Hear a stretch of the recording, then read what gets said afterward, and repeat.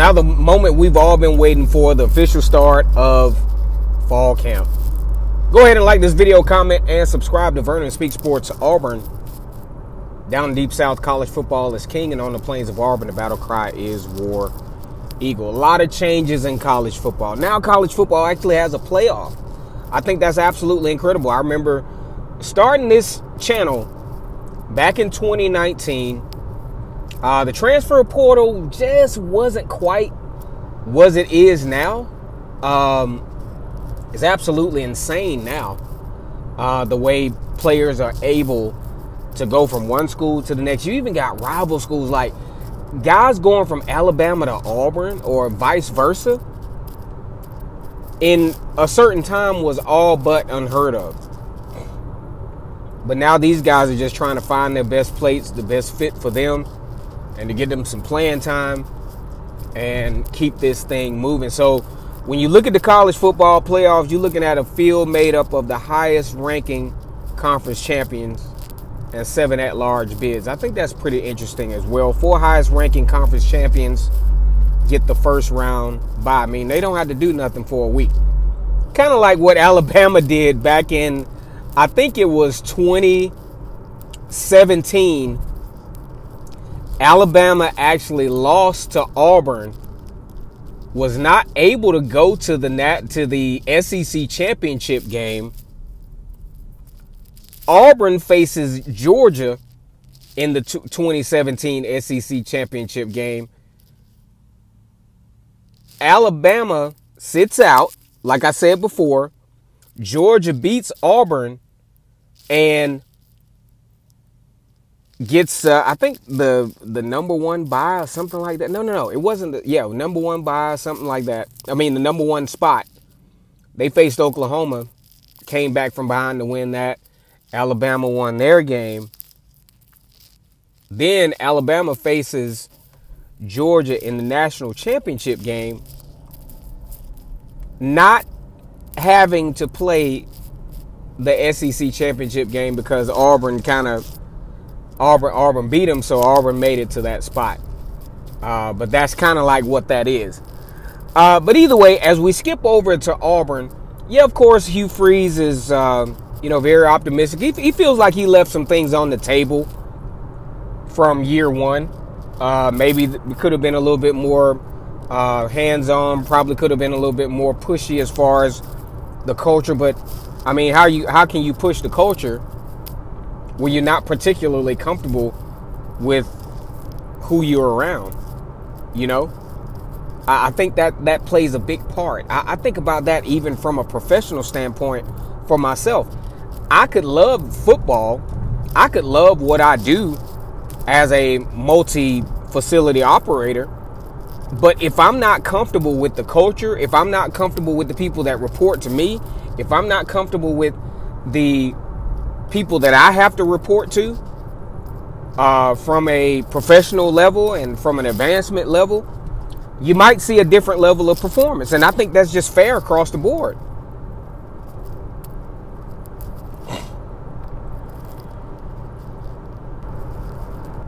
And I just think that's fair across the board. You see that when one player goes from one college team or one professional team to the next and finds that as a better fit. I mean, it just makes sense. So now, we're not going to dive too deep into, what Hugh Freeze had to say with the fall press conference, the first fall camp press conference. I mean, you can see that on all the social media outlets, War Report. You can probably see it on SG1. Just go ahead and check that out. You probably can actually see it right offhand on AL.com as they do their commentary on YouTube. But either way, what I want to get into is this schedule. I want to get into my prediction. I did not do this in the timely manner, which I should have, but I'm going to do it now. I know you all have probably seen a couple of other prediction shows as far as what Auburn should do this season, but we're going to talk about this tonight as y'all kind of marinate over Keandre Lambert-Smith and some of these other guys that you see videos on. I've seen a couple of them on YouTube. The guys look, I mean, they look great. They look like they're going to be some great football players this year. So the general consensus, if you look at Las Vegas across the board, is Auburn is probably going to win about 7.5 games. Now, I may ask you, or you may ask me, or we just sit around the table and talk about this with each other. How the hell do you win 7.5 games? Well, when you're doing an over and under,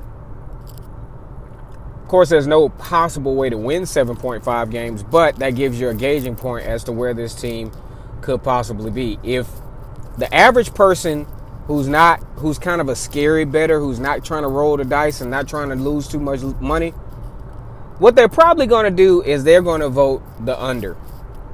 They're going to say that Auburn will win less than 7.5 games. Easy pick. Easy pick. I mean, I know they're going to win. No, the person who is trying to roll the dice and not scared to lose a lot of money, they're going to say that Auburn is going to go with the over. They're going to win over 7.5 games, which means they probably will win between about 8 and 9 games, because you can't win a half a game. But that's where you sit. Auburn does not have a good chance. You can look up any number possible. Auburn does not have a good chance to win the SEC championship by any stretch. And for good reason. Now, this could change. Now, I've seen an Auburn team that I didn't think that was really that good to begin with actually win an SEC championship, i.e. 2013. I mean, I thought that team had some good parts. I mean, they had to, considering how they competed. They had a really good offensive line. They played relatively well when they needed to on defense. They had some key players on that defense that I thought did really well. Kind of similar to the 2010 team. They weren't like absolutely elite, but they had some right guys in the right spots to make some good plays at good times. And that's just what it was. So I can't all the way go with the clause to make the championship game, because a lot of things can happen.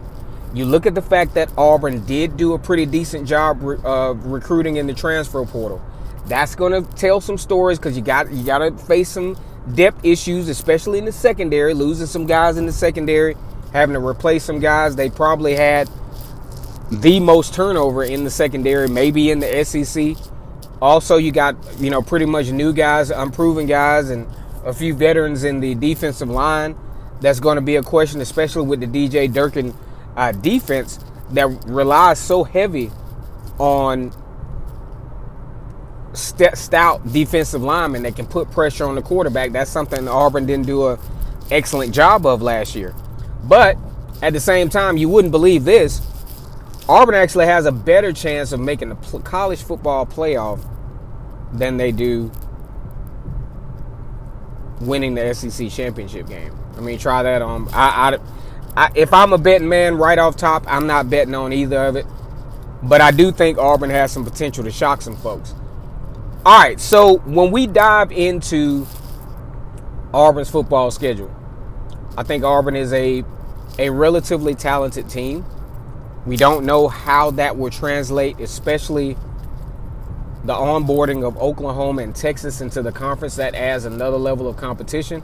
Auburn actually plays one of those teams, and their quarterback is going to be relatively inexperienced and having to face Auburn in Jordan Hare for the first time.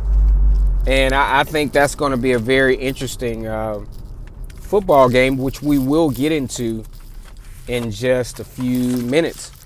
Go ahead and like the video, comment, and subscribe to Vernon Speaks Sports Auburn. As always, I try to be your football guy when I can. Sometimes I just, dang, just don't have the time I used to have back when we first started doing this. But maybe, we could change all that. I can make a little time. I think every now and then when I, kind of look around, I was like, man, maybe I need to ease back into this thing. I kind of miss talking to you jokers about Auburn football. Okay, so kind of a familiar foe for Auburn. Alabama A&M week 1, Labor Day weekend. That will be a huge deal for tailgaters around, and it's actually a 6 o'clock game. So I think there's going to be a huge opportunity for folks to come see Auburn play some football and get some good tailgating in.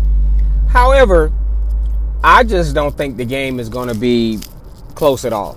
And if it is, we got some problems. Alabama A&M, a FCS school that participates in SWAC football. They've had their moments as a SWAC football team. They actually joined the SWAC conference from the Southern Intercollegiate Athletic Conference back in the day, where they were actually rivals with the neighboring Tuskegee for a long time, participating in what many call historically black college football. Alabama A&M has made some noise at certain points, but never to the point where, national championship or any notoriety like that in the FCS was a thing. So I take this as a huge win for the Auburn Tigers. You're going to start to see some things gel together, but you can't put too much stock in it.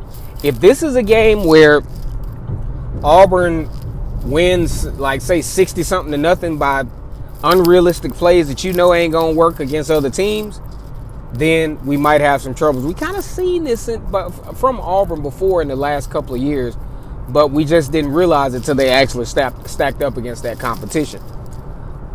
Week 2, Auburn takes on California. I think this is a huge game for the Tigers. I think this is always a great opportunity from a recruiting standpoint to take on a team from a different conference. California actually pushed Auburn. I mean, they pushed each other to the limits. Both teams made pretty much every mistake possible in last year's matchup. Finally, Auburn gets the victory in that game. Now, here's the difference.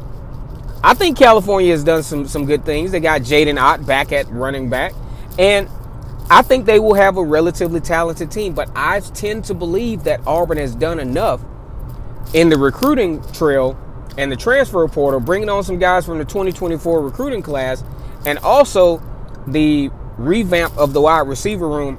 I don't see why Auburn shouldn't win this game, and I don't see why it should be as dramatic as last year's game was. So guess what? I'm going to stamp the W for Auburn against the California Bears. We're not going to talk about this next game too much. Now, mind you, this is not New Mexico State, so this is not going to be a revenge game for Auburn and the New Mexico State Lobos. New Mexico State Lobos could barely even afford their uniforms. Probably could barely even afford the trip out to Auburn. Matter of fact, Auburn paid for the trip, paid New Mexico State. But you know what? I'm not going to do that. We're not going to get on that tangent. Let's let bygones be bygones. Let's just say this is not the same team. This is not the same team in nomenclature. This is not the same team in location. This is a totally different team. This is University of New Mexico, not New Mexico State. I give Auburn the W here without wasting a whole bunch of time. The next week, you would be, I'm not going to say, I guess shocked would be kind of an iffy word to use. But I'm actually surprised that this is a toss-up game for a lot of folks. Auburn versus Arkansas. Auburn's got Arkansas at home. Arkansas is struggling mightily. And I think Auburn has a little bit more talent than they had last year. Maybe a little bit more. All right, so September 28th, Auburn welcomes Oklahoma to Jordan-Hare Stadium for the first time in one of the biggest matchups in the early stages of Oklahoma's tenure in the SEC. Oklahoma is going to be bringing their former five-star quarterback Jackson Arnold, who's actually a native of Atlanta, which is relatively close to Auburn, and they think he's going to be the next big thing. I mean, they say a lot of great things about him. Has pretty decent speed, has a good arm. I think he's going to be a first-round quarterback. And what Auburn does not want to do is allow this guy, like they've allowed other guys. And I'm sorry for the guys that think that I'm hating on Auburn, but y'all seen this stuff happen. These quarterbacks come into Jordan-Hare Stadium under adverse situations and have the game of their careers. This definitely doesn't have to happen. The defense has to put a lot of pressure. I think the secondary has to be very active in the open field and in the intermediate passing game to take some of those things away. I think the quarterback, I think Peyton Thorne, I think Jerquez Hunter, along with Damari Alston and Jeremiah Cobb, they got to make this thing happen. You got a wealth of receivers on your hands. I don't see why Auburn at home, biggest home game of the year thus far, I don't see why Auburn cannot pull. I wouldn't call this an upset. I think this is a win for Auburn. I think this is a win for Auburn. I think this is a huge win for Auburn. I don't think they win by much, 10 points maybe at the most, because I think they will have the ability to score and they will have the ability to make stops. I know a lot of you all may think I'm crazy, and we can revisit this video, or we can revisit this prediction come next year. I stand by it, and it is what it is. The next game, Auburn goes to Athens, October 5th. This is a place that Auburn has not won in a long time. As a matter of fact, I think it might have been 2005 the last time. I got to check it out. I didn't do my research on that. I do apologize I didn't do that, but it's homecoming for Georgia. Georgia will have, in my honest opinion, the best roster in college football. One of the best rosters in college football. I think maybe one of the most complete rosters in college football when you factor in how talented and how well adjusted Carson Beck is to Mike Bobo's program as a quarterback. I think he couldn't have had a better fit, honestly, from a quarterback than Carson Beck with Mike Bobo as the offensive coordinator. I think Georgia has a wealth of talent coming back. They did lose Ra Thomas, wide receiver. He got into a little legal trouble, but that still doesn't mean that Georgia won't have one of the better rosters in college football and one of the most talented teams and well-coached teams in college football. So this will be Auburn's first loss of the year. In my opinion, I think it will be a relatively close loss. This will be a game that Auburn, you will look back again, just like 2019, just like last year. You'll say Auburn had a chance to win. But the things that you're not going to be looking at is how that talent level of Georgia makes the crucial plays at the right time, and they never feel that pressure. And that's the thing that happened with Auburn last year. I guarantee you, if you ask anybody on that Georgia team, hey, did you feel like you were going to lose that game? They'd probably say no. There's no pressure. We never once felt like, with the team we had, with the talent we had, we knew it was just a matter of time before somebody was going to make a play. I guarantee you, if you ask somebody on that team, that's what they would tell you. And that's what I think is the truth as well. Georgia will feel no pressure in this game. Georgia will feel they know they have the talent to win the game. They're very familiar with Peyton Thorne, Jerquez Hunter. Not so familiar with the wide receiver core. Their coach, their team from a psychological standpoint has no reason to fear Auburn, especially coming into their hometown for homecoming. Like I said, first loss for Auburn. Auburn gets a strategic bye week between two of the best teams of the former SEC East. This week, October 19th, Auburn takes on Missouri. Missouri, this will be the second straight team that has scheduled Auburn for homecoming. I'm going to go ahead and tell you like this. This will be the most interesting game on Auburn's schedule. A lot of folks are riding real high on Missouri's outcome last year that culminated in, I'd say, a historic win over Ohio State, winning that game 14-3. Ohio State, did have some guys that opted out, but still beat Ohio State. Anyway, Auburn has to go up to this particular football game. It's homecoming. They are coming off of a bye week, so they will have a little bit more time to study this particular team, and I think it's going to be a good game. I think this will probably be the most entertaining football games in the SEC that's under the radar, to be honest with you, because nobody's really checking for this Auburn versus Missouri game as a game that's going to make any noise outcome-wise. If anything, let's just say Missouri is on this trail to be the best team in the SEC, like, you know, some are projecting them to be, based on a lot of factors that I think won't come to fruition. But I think this is still going to be a good football team. I think this is still a good team that has Brady Cook at quarterback, coming back, very talented quarterback there. They have former 5-star receiver transfer from Oklahoma, Theo Weiss. They have Mookie Cooper, and they have Luther Brandon III that, you know, has been very productive. So I'll say this.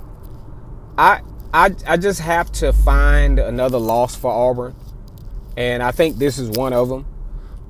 On the road, early in the morning. You know, we can't homer this thing and say Auburn's going to go 11-2, because we don't believe that. We just got to figure out what games they're going to lose. And this is one that I think that of the many games they have a chance to win, they have a chance to win this. I just don't think they will. I think Theo Weiss and that wide receiver core is going to make some big plays in this game.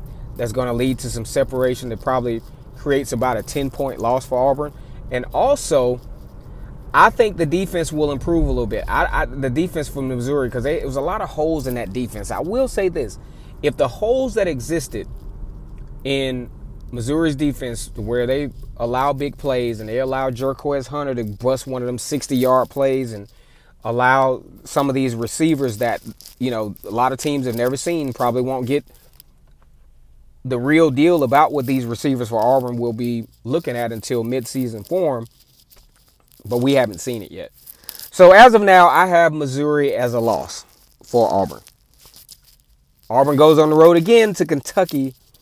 And I think Stoops runs a great program up there. And I think Auburn, you know, has been relatively successful against Kentucky over the years. I think they pull out a really physical football game. And I think you got to give Auburn the W against Kentucky. The next week against Vandy. Vandy's coming to Auburn.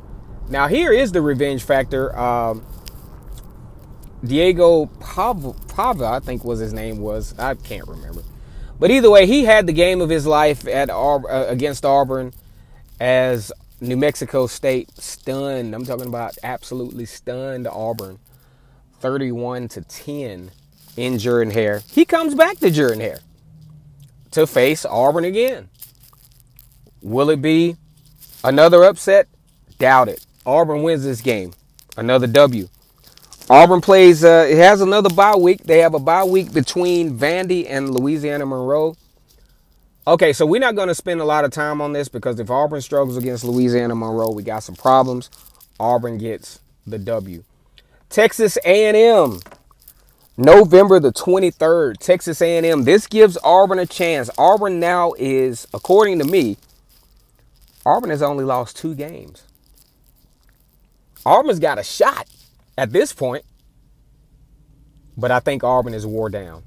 I think Auburn comes into this Texas A&M game worn down. They've won some games they probably shouldn't have won, and they might have even had an upset that I'm not even talking about right now. I think Auburn runs out of gas and loses a very close one. Very close one.